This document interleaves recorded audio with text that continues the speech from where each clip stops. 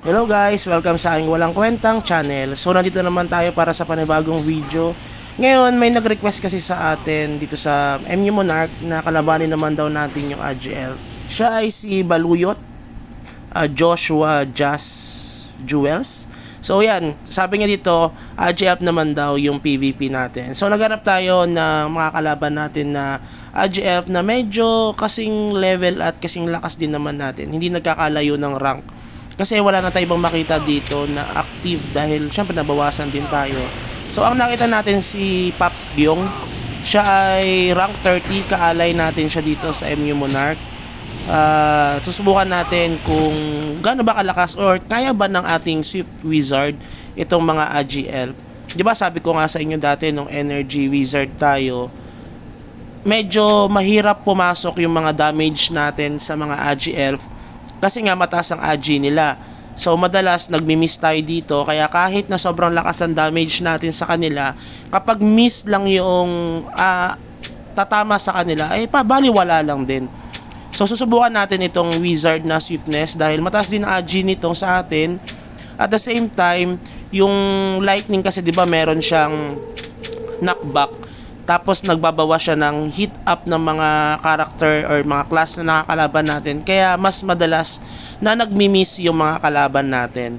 So si Gyong ay rank 30, tayo naman ay rank 29 dito sa MU Monarch, or parang rank 30 ako, siya ay rank 31. So ganun yung namin, halos hindi nagkakalayo yung ranking namin dito. Pero yung level namin parang 570 siya, ako naman ay 575. So susubukan natin kasi may nag-request kung sino ba ang, hindi naman kung sino mas malakas, kumbaga kung kaya ba ng palagan ng mga wizard yung mga AGL. Kasi maganda rin talaga ang mga AGL dahil nga kasi malakas yung AG nila. Kaya nung alam ko sa tingin ko lang, kapag naglalaban ang AGL at ang Energy Magic Gladiator, hindi manalo yung Magic Gladiator, Energy Magic Gladiator, kasi nga puro miss yung tama nila dito sa AGL.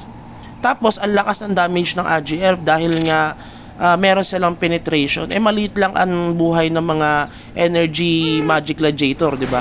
So nagsubok na kami. Ito na ang round 1 namin. Kung mapapansin nyo, puro miss pa rin tayo sa kanya. Tapos naunang nabawas yung ating SD. Unang nawala yung SD natin. Pero pagdating nung yung buhay na talaga natin mismo, medyo lumalamang tayo sa kanya kasi nga nag-i-effect na yung habang tumatagal kasi nag-i-effect na yung skill natin na virulent flame, at the same time yung knockback natin sa lightning, yung thunder, kaya mas madalas siyang nagmi-miss compare sa akin. So itong si KD, nakalaban na natin yan at humihingi siya ng rebanse sa atin. So susubukan natin siya ulit, no guys, kasi nagbago siya ng build. Tingnan natin kung mananalo na siya sa atin, kasi nung previous na laban panalo tayo. Ewan ko lang ngayon kung mananalo tayo sa kanya. So 1-0 dito sa AGF kay Gyong. Susubukan naman natin, ang gamit pala natin ay naka attack shield, tapos naka guardian tayo. So susubukan natin yung death na shield natin. So ibig sabihin death, mas matigas tayo dito, mas maraming miss sa atin dahil mas mag-e-effect yung defense success rate sa atin. Dahil tumaas din yung DSR natin dito guys, dahil yun ang option ng ating shield. Isa lang ang option niya. Mas maganda sana kung merong reduct damage ito, kaso isa lang hindi natin siya binibigyan ng priority dahil nga balak natin na mag 600 na agad.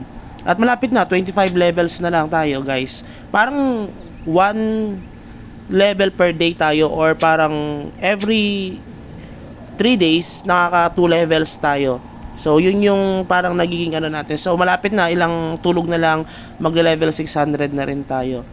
So sana tuloy-tuloy lang tayo sa paglalaro. Minsan kasi medyo nabibisi tayo pero lagi lang tayo naka AFK at minsan dailies lang ang ginagawa natin. Tapos suminto na pala tayo sa top up. Ang ginagawa lang natin, bumibili tayo ng potion na 80 jazz doon sa sa store para kahit paano hindi tayo mag-up sa level. So ito naman, kung mapapansin nyo, puro miss ang damage niya sa atin, pero may pumapasok din kapag tumatama yung penetration niya, kasi mas malakas yung penetration na attack sa atin kita nyo naman, kahit na mas mataas ang level natin, mas madalas tayo mag-miss sa kanya pa rin. Pero kapag tumatama kasi itong Benevolent Flame natin, meron kasi dyan na syempre poison, tapos may effect kasi siya na naliles yung kanyang defense kapag tinamaan siya ng Benevolent Flame natin. Kaya kapag in a long run, medyo nalulugi na siya sa atin. Kaya ang kinagandahan nitong wizard na swiftness, the more na mas matagal ang laban, the more na mas malaki ang chance na manalo tayo. So kita nyo naman, nung nag-effect na yung mga damage natin sa kanya, dahil nga sa 2 beses siya tinamaan ng Benevolent Flame, medyo humina yung damage niya sa atin. Kasi nga dahil nga nalilesen din yung damage na na-inflict sa atin dahil nga sa skill ng Benevolent Flame. Kaya nga sabi ko sa inyo guys na itong Swiftness Wizard, maganda ito sa PvP. Kasi nung ako ay Energy Wizard, dati nung Energy Wizard ako, para sa akin lang ito, nahihirapan akong kalabanin ang Blade Knight at the same time yung Agi Elf dahil nga makunat, malakas ang damage natin, kaso hindi pumapasok yung damage natin sa kanila kasi nga laging nagmi-miss. Pero ngayon dito, kahit na mag-miss tayo, mag-miss din sila sa atin kasi mataas din yung ating AG natin, 'di ba? Mataas din yung ating defense, kaya parang nalulugi ang AG Elf sa atin. Kahit may penetration na skill na dagdag pag nag 500 na kayo, pataasin nyo yun guys kasi importante yun. Meron tayong video sa Energy Magic Gladiator na tinalo tayo nun kahit na mas mataas ang ranking natin dahil nga ang lakas nung penetration niya, at yun ang isa sa mga patataasin natin guys. Medyo nadidelay lang tayo. So kung mapapansin nyo, unti lang ang lamang natin dito sa AG Elf, pero sabi ko nga sa inyo, malakas din talaga ang wizard na swiftness. So yun lang guys, sana kahit paano nakatulong ito sa inyo kung anong gusto nyong class or type na wizard, kung energy ba ito or swiftness na wizard. Kasi kung gusto nyo sa Sage War na mangibabaw doon, marami kayong nakikill, doon kayo sa energy wizard, pero hindi siya advisable sa 1v1. Para sa akin na mas okay pa rin ang swiftness wizard kung 1v1. Tapos kung pagdating naman sa leveling, sa red boss, halos parehas lang sila. Hindi sila nagkakalayo kasi 3 to 4 minutes sa akin yung mga red boss nung ako ay energy wizard. Pero ito nung tayo ay swiftness wizard, 3 to 4 minutes lang din. Same lang din sila kasi bumabawi dito sa poison. Tapos ginagandahan pa dito yung swiftness na wizard. Meron kasi siyang maganda skill niya na T1, T2, and T3. Yung tinatawag natin na Super Saiyan 1 hanggang Super Saiyan 3. Medyo magastos lang siya kapag pinataas, pero worth it siya pag pinataas nyo guys. Yun yung hinahabol natin para kahit papano ay mas makasabay tayo or matalo natin yung mas malakas sa atin. Feeling ko lang naman kasi ang ganda ng skill niya kasi talaga.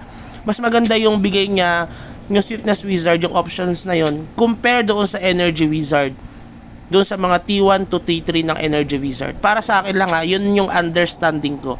Pero kung dito sa Swiftness Wizard na to, OP para sa akin yun. Basahin nyo yan yung yung Swiftness Wizard, makikita nyo na ang ganda ng bigay. Kung umabot ka sa video na ito, please consider like and subscribe. Magwa 1K na tayo and have a good day. Bye-bye!